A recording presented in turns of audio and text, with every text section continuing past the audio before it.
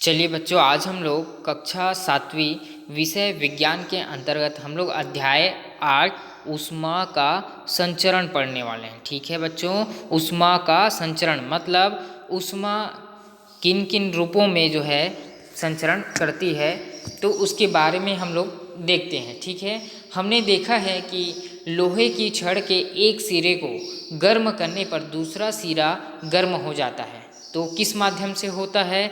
तो कहीं ना कहीं उसमें ऊष्मा का संचरण हो रहा है। उसी प्रकार बीकर में पानी हम लोग गर्म करते हैं, तो जैसे ही पानी गर्म होती है तो उसी प्रकार बीकर भी क्या हो जाती है, गर्म हो जाती है। तो बीकर में पानी लेकर उसे नीचे से हम लोग गर्म करेंगे तो संपूर्ण पानी गर्म हो जाता है, उसी साथ साथ बीकर भी गर्म हो जाता है। तो संचरण हो रही है कि नहीं हो रही ऊष्मा का, उसे हम लोग को देखना है। उसी प्रकार सूर्य से अधिक दूरी होने के कारण, सूर्य से अधिक दूरी होने पर भी ऊष्मा सूर्य से पृथ्वी तक पहुंच जाती है।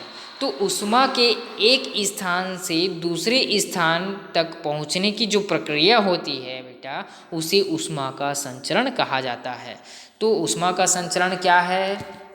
ऊष्मा के एक स्थान से दूसरे स्थान तक पहुंचने की जो प्रक्रिया है वही ऊष्मा का संचरण है, जिसे आज हम लोग पढ़ेंगे। ऊष्मा संचरण की कुछ विधियां यहाँ पर दिखाई दे रही हैं। फर्स्ट है ऊष्मा संचरण की विधियों में चालन, संवहन और विकिरण। तो हम लोग एक एक करके पढ़ेंगे। चालन क्या होती है, संवहन क्या है और विकिरण तो अच्छे से हम लोग समझ जाएंगे। तो ऊष्मा का संचरण जो पदार्थ की प्रकृति तथा उनकी अवस्थाओं पर निर्भर करती है ना, उनकी नेचर पर और उनकी अवस्था पर। तो ये तीन जो विधियां हैं जिसके माध्यम से हम लोग जो है ऊष्मा का संचरण को अच्छे से समझ सकते हैं। चलिए पहला देखते हैं चालन। तो चालन क्या होती है? ठोस में ऊष्मा का स्थानांतरण। मतलब ठोस क्या है? ठोस जो होती है उसमें जो उनके कण होते हैं पास पास स्थित होते हैं और उसमें ऊष्मा का स्थानांतरण चालन विधि द्वारा होता है। आइए कुछ संबंध में, इसके संबंध में हम लोग क्रियाकलाप के माध्यम से समझेंगे। ठीक है, क्रियाकलाप 1 में देखो, चित्र में दिखाई दे रहे ऊष्मा का चालन। ठीक है, ऊष्मा का चालन हमने क्या लिया है?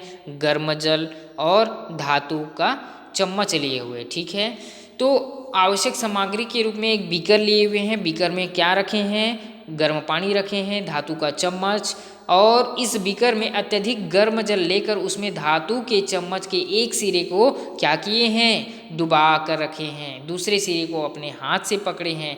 अब हमने देखेंगे कि धातु का यह जो सिरा है किसका? चम्मच का, तो वो क्या हो जाता है? जल्द से जल्द गर्म हो जाता है। और उसी प्रकार से क्या होती है? गर्म हो जाती है। और आपके लिए उसे पकड़े रखना संभव होती है क्या? नहीं होती है। ऐसा क्यों होती है?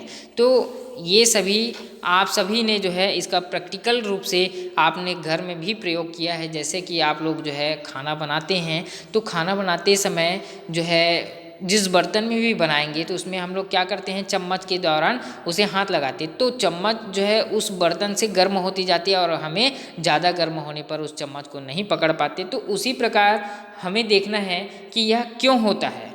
तो यह प्रक्रिया तभी होती है जब उच्च ताप पर एक वस्तु अपेक्षाकृत निम्न ताप वाली दूसरी वस्तु के संपर्क में रखी होती है। यानी कि ऊष्मा संचरण की यह जो प्रक्रिया होती है, ऊष्मा संचरण की वह प्रक्रिया जिसमें पदार्थ के अणु अपने स्थान से स्थानांतरित होते हुए ऊष्मा का संचरण कार्य करते हैं, जिसे चालन कहा जाता है। बेटा चालन क्या है, समझ में आ गया ना? चालन क्या होती है? एक वस्तु यदि गर्म हो रही है तो दूसरी निम्न वस्तु को हम लोग लेकर के जाएंगे तो दूसरी वस्तु भी उस चालन के माध्यम से गर्म हो जाती है, ऊष्मा का स्थानांतरण हो जाती है ना? तो दोनों वस्तुओं में क्या होती है? दोनों वस्तुओं में यहाँ पर देख सकते हैं कि एक दूसरे के संपर्क में होते हैं और उसके ताप भिन्न होते हैं। चलिए आगे देखते हैं हम लोग ऊष्मा के सुचालक या कुचालक। तो ऐसे पदार्थ जिसमें चालक विधि के दौरान ऊष्मा का संचरण आसानी से होता है तो वह क्या कहलाता है? सुचालक कहलाता है। कब कहलाता है सुचालक? जिसमें चालन विधि के दौरान ऊष्मा का संचरण आसानी से हो जा रहा है, तो वो क्या कहलाता है? सुचालक कहलाता है। जबकि ऊष्मा का संचरण यदि नहीं हो पाता है आसानी से, तब उस दौरान हम लोग बोल सकते हैं कि इसमें ऊष्मा का संचरण नहीं हो पा रहा है। ठीक है, तो वो क्या कहलाएगी?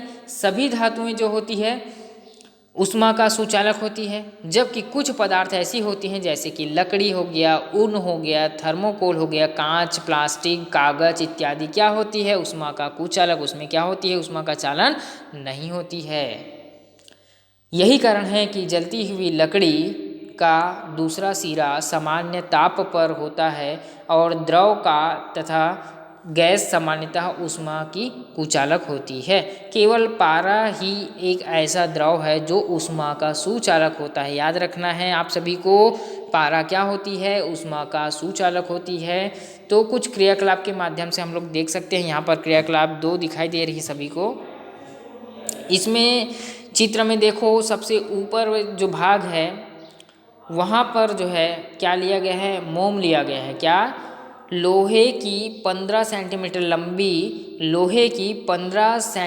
लंबी पट्टी 4 से 5 कीले लिए हुए हैं, जहाँ पर मोम में कील को 1 2 3 यहाँ पर कील दिखाई दे रहे हैं बेटा, यहाँ पर देख सकते हैं। ये है 1 2 3 4 कील मोम के दौरान यहाँ पे लगाए गए हैं। और लोहे की जो पट्टी है उसमें क्या किए हैं? एक सिरे पर 5 सेंटीमीटर की दूरी पर एक एक में अंतराल में 4 छोटी छोटी कील लगे हैं। किसमें? मोम की सहायता से। और मोम की सहायता से क्या लगे गए हैं? उसमें चिमटी के माध्यम से क्या किया गया है? चिपक गया है ना। और इस पट्टी को उल्टा करके एक सिरे से कसकर बांध दिए हैं। और यहाँ पर देखो मोमबत्ती भी जला दिए हैं। जैसे ही मोमबत्ती जलाते हैं तो ऊष्मा प्रवाहित होती है। किसमें?